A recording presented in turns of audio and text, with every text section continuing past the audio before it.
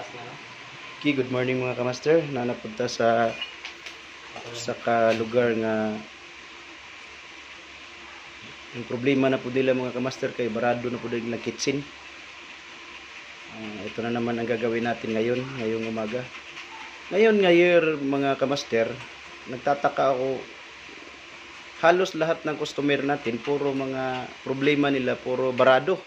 Either CR, their kitchen. So ang nangyari mga kamaster, itong kitchen na to wala silang nilagay na grease trap, kaya yung lahat ng sibo papunta doon sa pipe.